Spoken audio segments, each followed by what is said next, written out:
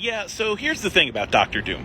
Doctor Doom's weakness isn't his physical ability or magical ability or resources or anything like that, it's his emotional intelligence. Doctor Doom does not appear to handle his emotional states well and appears to suffer from intrusive thoughts. Like, the joke is, oh, if it just wasn't for Reed Richards, Doom would be like the best. And Reed Richards is a source of ongoing trauma for Doom. Like, while there are a lot of petty things that Doom hates Reed Richards for, like the affections of Sue Storm, there are also a lot of real traumatic experiences, like getting injured, costing his country and people money and livelihood. Not to mention, his obsessive complex constantly has him comparing himself to Reed Richards. Both are incredibly wealthy super scientists, but the things that Reed Richards does are basically lauded as incredible works to further humanity, even if they're atrocities, and the things Doom does are labeled as war crimes, because 1, he's not from America, he's from Latveria, 2, he's physically disfigured, and 3, he struggles with empathy and interacting with other people. Now, we have no reason to doubt Doom's stated motivations. He wants to take over the world because he thinks he can make it a better place than it is. And if you look at Latveria, he's on his way to doing that. Latveria is a post-scarcity society.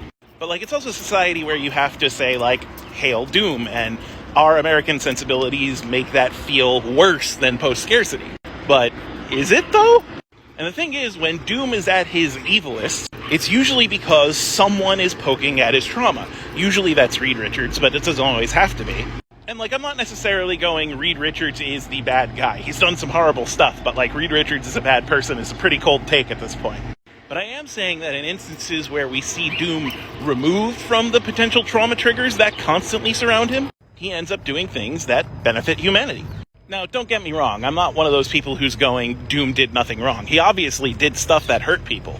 But I think Doctor Doom is a fascinating study in how repeated trauma can impact your desire to lead a good life. And, even if it wasn't canonically said that life would be better under the rule of Doctor Doom in Marvel Comics several times, you don't need to prove that someone would be a better leader to examine their trauma. Doom always loses because he can't cope with that trauma. And he's been re-traumatized so many times, I don't think he's going to anytime soon. He needs therapy and lots of it. And since he is a bit of a narcissist, that's going to be difficult.